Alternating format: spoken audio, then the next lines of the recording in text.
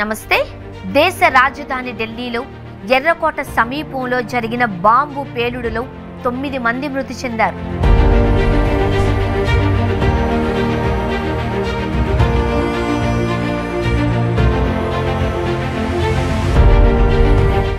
మంది వరకు గాయపడ్డారు. పేలుడుతో ఎర్రకోట మెట్రో స్టేషన్ వద్ద భయానక పరిస్థితులు ఏర్పడ్డాయి.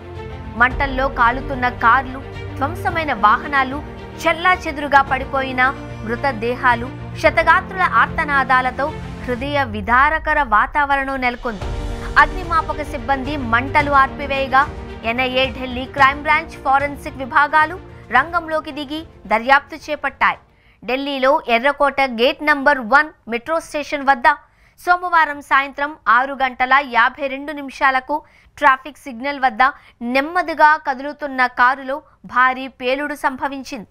పేలుడు తీవ్రతకు పక్కనే ఉన్న ఇతర వాహనాలకు వెంటనే మంటలంటుకున్నాయి. ఏం జరుగుతుందో తెలిసేలోపే పలు కార్లు, ఆటోలు, బైక్లు మంటల్లో కాలి బూడిదయ్యాయి. పలువురు మృతదేహాలు రోడ్డుపైన, వాహనాలపైన చెల్లా చెదురుగా పడిపోయాయి. అనేక మంది గాయపడ్డారు. పేలుడు జరగగానే సమీపంలోనే ఉన్న ప్రజలు ప్రాణాలు కాపాడుకునేందుకు పరుగులు తీశారు. క్షతగాత్రులు బాధతో ఆర్తనాదాలు చేశారు. పేలుడు సమాచారం అందుకున్న పోలీసులు, అగ్నిమాపక దళాలు హుటాహుటిన ఘటనా స్థలికి చేరుకున్నాయి. 10 అగ్నిమాపక శకటాలతో రాత్రి 7:29 మంటలు అదుపు చేశారు. అప్పటికే పలు వాహనాలు నామరూపాలు లేకుండా కాలిపోయాయి. కొన్ని మృతదేహాలు ఛిద్రమైపోయాయి. భీతావహ హృదయ విదారకర వాతావరణం నెలకొంది. భారీ శబ్దాలతో భయాందోళనలకు గురయ్యాము అని ప్రత్యక్ష సాక్షులు చెప్పారు. ఎర్రకోట మెట్రో స్టేషన్ అద్దాలు కూడా పేలుడు తీవ్రతకు పగిలిపోయాయి. ఘటనా స్థలికి 800 మీటర్ల దూరంలో ఉన్న తన దుకాణం కూడా అదిరింది అని చాందనీ చౌక్ వ్యాపారుల సంఘం అధ్యక్షుడు సంజయ్ భార్గవ తెలిపారు. రంగంలోకి దిగిన పోలీసులు హుటాహుటిన అంబులెన్స్లను రప్పించి క్షతగాత్రులను సమీపంలోనే ఉన్న ఎల్ఎన్జేపీ ఆసుపత్రికి తరలించారు. క్షతగాత్రుల్లో 2 మహిళలు కాగా మిగిలిన వారంతా పురుషులని పోలీసులు తెలిపారు. గాయపడిన వారిలో 12 మంది ఢిల్లీకి చెందిన వారున్నారు.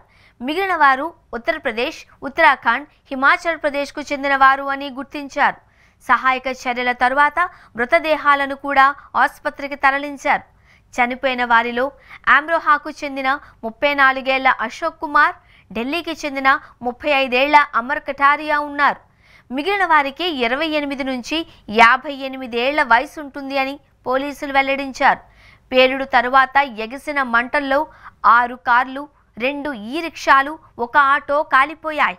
కొన్ని మీటర్ల దూరంలో ఉన్న వాహనాల అద్దాలు పగిలిపోయాయి. పేలుడు శబ్దం 2 కిలోమీటర్ల పరిధిలో ఐటీఓ వరకు కూడా వినిపించింది అని స్థానికులు తెలిపారు. కారులో ఉంచిన పేలుడు పదార్థాలను దూరం నుంచి ఎవరైనా రిమోట్ కంట్రోల్ సాయంతో పేల్చి ఉంటారా అనే అనుమానాలు వ్యక్తమవుతున్నాయి. ప్రతి సోమవారం ఢిల్లీలోని పర్యాటక ప్రదేశాలు, మార్కెట్లకు సెలవు కావడంతో ప్రమాద తీవ్రత కొంత తక్కువగా ఉంది అని స్థానికులు చెప్పారు. పార్కింగ్ ప్రదేశంలో నిలిపి ఉంచిన కారులో పేలుడు జరిగినట్లు తొలుత వార్తలు వెలువడ్డాయి. ఢిల్లీ పోలీసులకు చెందిన ఫోరెన్సిక్ సైన్స్ ల్యాబొరేటరీ బృందాలు ఘటనా స్థలిలో పడిన నమూనాలను సేకరించాయి.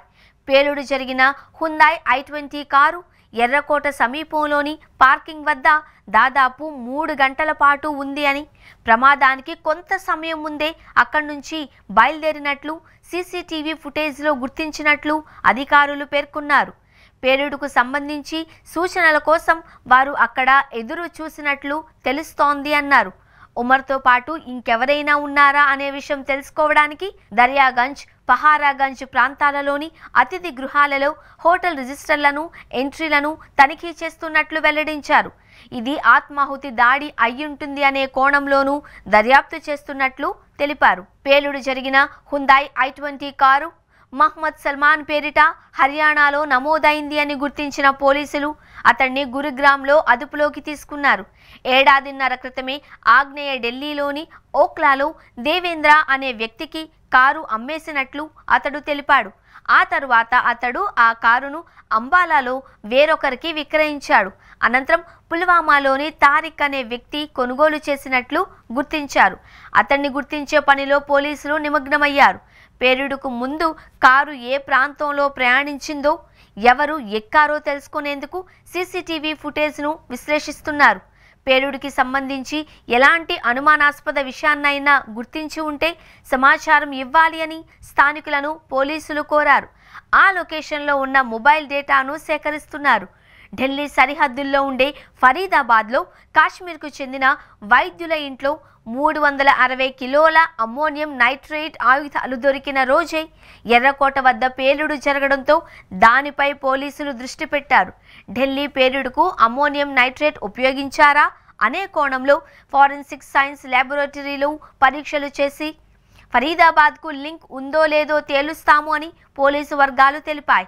సోమవారం ఫరీదాబాద్లో భారీ మొత్తంలో పేలుడు పదార్థాలు లభ్యమవడంతో ఇతర ప్రాంతాలలోనూ దాడులకు ప్లాన్ చేసి ఉంటారు అని అధికారులు అనుమానం వ్యక్తం చేస్తున్నారు. దీంతో దేశ రాజధాని అంతటా భద్రతను ముమ్మరం చేశాము అని, అన్ని సరిహద్దు పాయింట్ల వద్ద వాహన తనిఖీలు చేపడుతున్నాము అని అధికారులు పేర్కొన్నారు. ఏవైనా అనుమానాస్పద కదలికలను గుర్తిస్తే వెంటనే తమకు సమాచారం ఇవ్వాలి అని ప్రజలకు సూచించారు.